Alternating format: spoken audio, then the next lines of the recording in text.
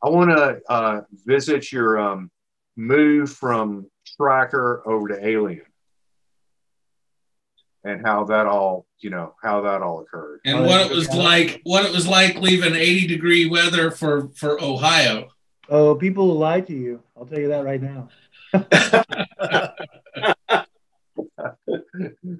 All right, so from Oceanside to like that little town south of Cleveland, right? Dayton, Ohio. You went from Oceanside to Dayton, right? Oh yeah, absolutely. Alien called and said, "So what made you leave California? I mean, you were out there, you were working for Tracker, you were doing skate rags, you were doing that whole thing. Of course, skateboarding kind of fell apart during '91 or so. Oh yeah, well, skateboarding was changing. Obviously, Steve Rocco was beginning his domination. World industry. The folks that owned skate rags really wanted to license it. They didn't want to really make clothing anymore. They wanted to license everything out and just be a marketing company. And the first partner we had to do licensing with just was terrible. It just wasn't going to work out. And I pretty much had my fill of California. And Carter and Mike Hill had started up their company in Dayton, Ohio about 6-8 months earlier. Started chatting it up with Chris, and he'd love for me to come out there and help him. I was a little concerned about the winter weather, but he assured me that you can wear a T-shirt in December. It's mild. That was a lie. That was a pretty good lie. I think the second winter I was there was what I call a blizzard, but evidently I was just too green. But seriously, I'd never seen more snow in my life. I mean, insane. And dealt with that for the next 14 years. So, wow. 14 years. 14 years. Wow. When I first landed there, it was pretty much, Hill, Carter, myself, one guy, Nick Chiquetta, and Craig Sarver, and that's the whole crew. I did payroll, accounts payable, accounts receivable. Wow.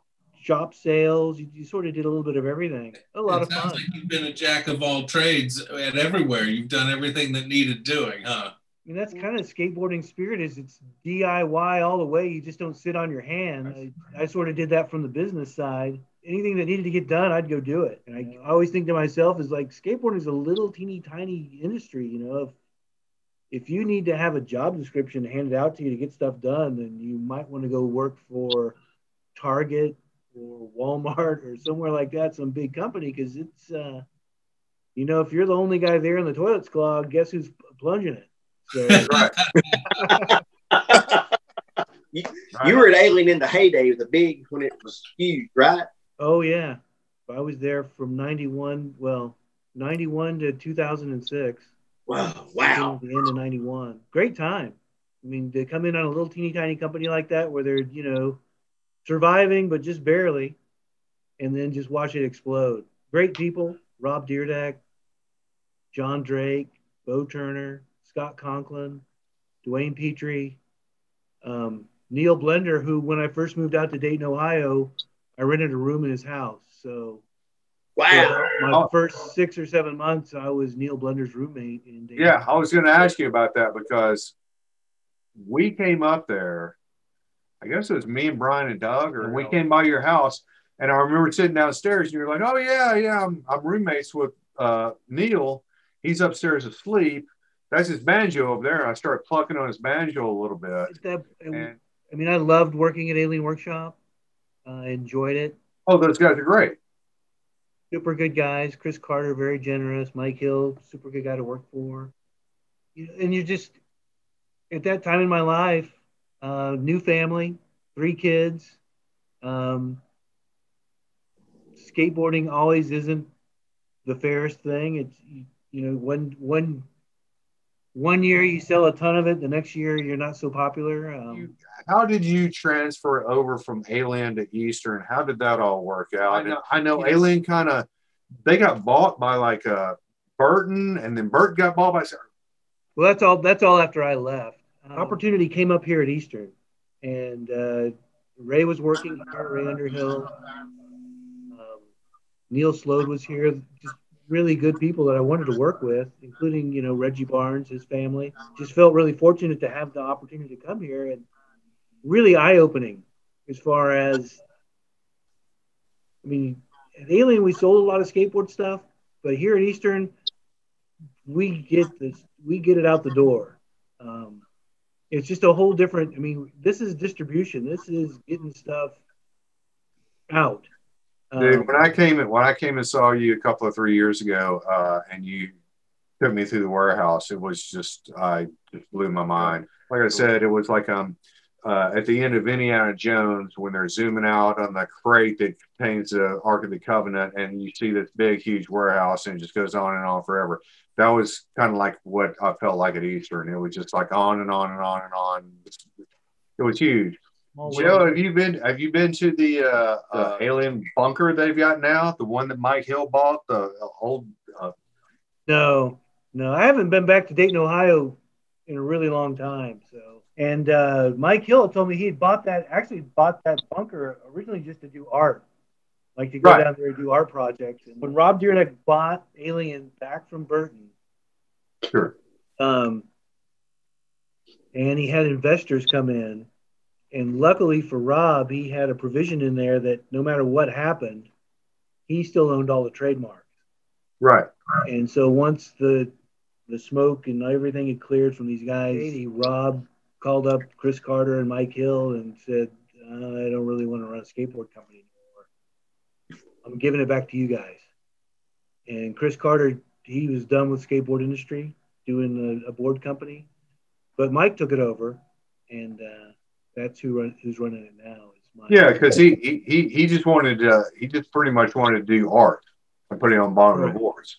Joe is one of the guys that runs the whole industry. That we get our stuff from. That this is one of the guys in the background. So we're reaping the benefits of his work.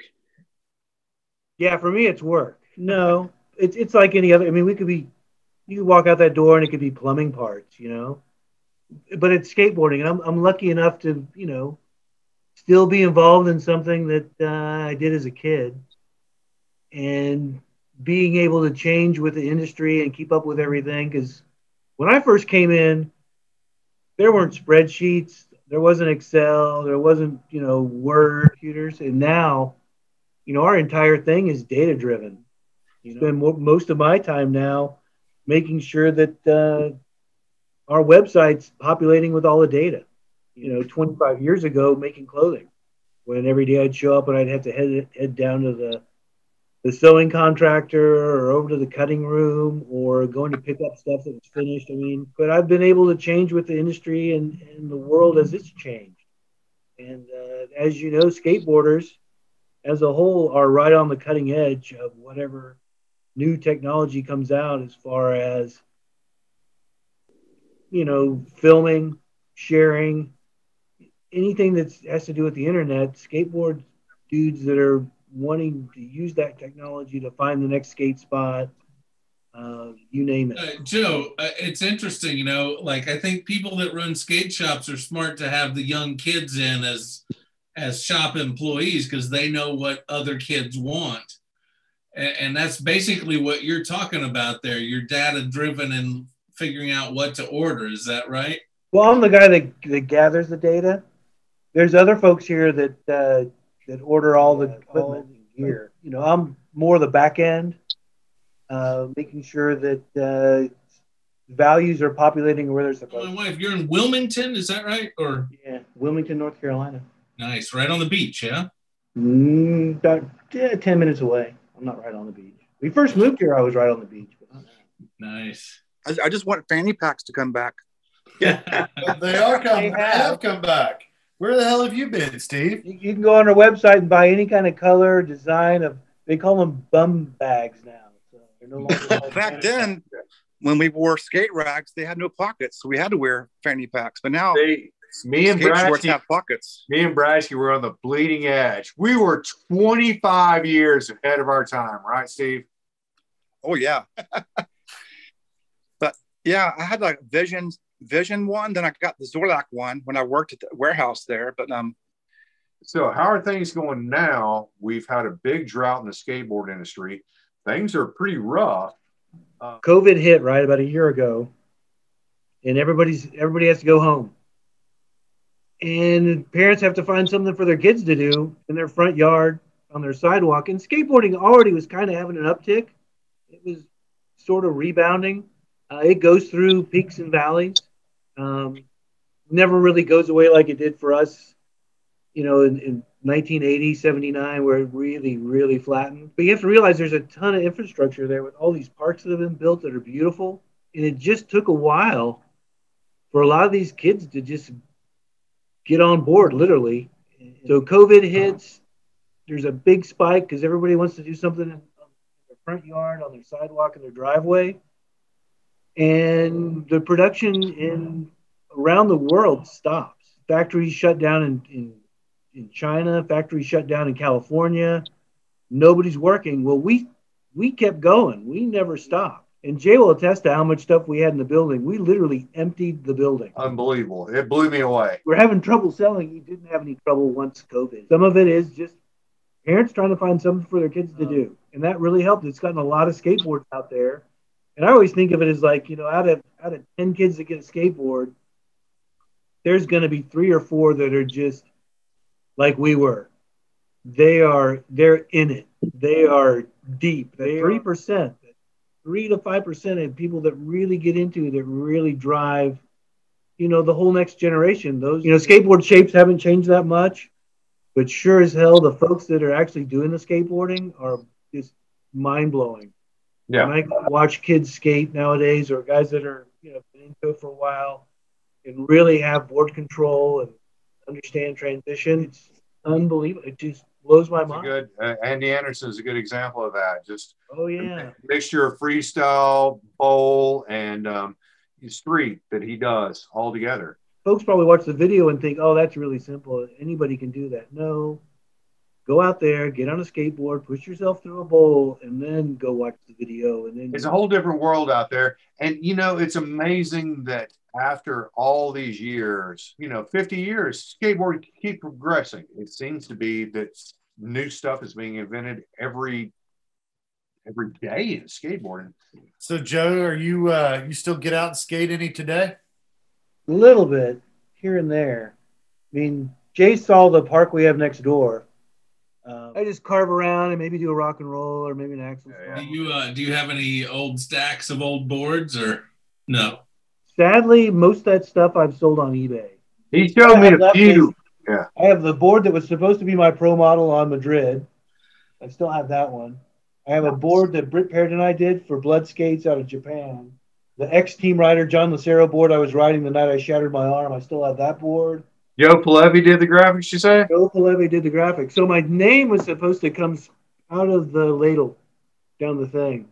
Nice. So we just removed that. And cool. Like I said, Jerry Madrid's like, we can still put your name on it. You can still have it. And I'm like, dude, no. I'll still skate it. I'll still ride it, but no need to put my name on it. So nice. So the JBD is the Joe Bowers design. Franch was one of the guys that worked at Madrid. And Joe Pilevi did the actual graphic. And I don't think he ever got paid for it. I honestly think they stiffed him. So. Well, he came a lot closer than all of us. Back during that time, it was one thing. Now it's so much more competitive. I mean, you've got to be so crazy. Man, you got to be really something else these days. And your deck sponsorship is not as lucrative as it used to be the shoe sponsorship was huge. Now I think it's probably more about just getting endorsements. Oh yeah. Obviously you'll get Monster, paid for Monster drink. You gotta get your energy drink. You gotta get your hat company. You gotta get your tennis shoe company. Dude, the skaters are now be endorsing like tire companies and even cars. It's crazy. Like the blue chip skaters now endorse just about anything. Yeah, as they should. Totally. Tony Hawk is selling razors now. Joe, thanks for stopping by, man. It's good seeing you. You guys take care. Yep. Like Steve and Adam, good to see you. Yeah. You too. See you, Nick. Have a good one. Party out. Woohoo! See you, Joe. See you, Joe. All right, adios. Everybody's gonna hang out here. night. Alright. We'll pass out in the flat. Alright. Tonight. We got nothing better to do than to take 6 runs, drink a dozen brews. Don't talk about anything else. We don't wanna know. We're dedicated to beers, holes, and bros. Backside slasher, website grind, Kickturn, garbage. We'll hang out by the peanut pool all night and every night. Then go someplace else and smoke and yell. It's Friday night. We got nothing better to do than take 6 runs, drink a dozen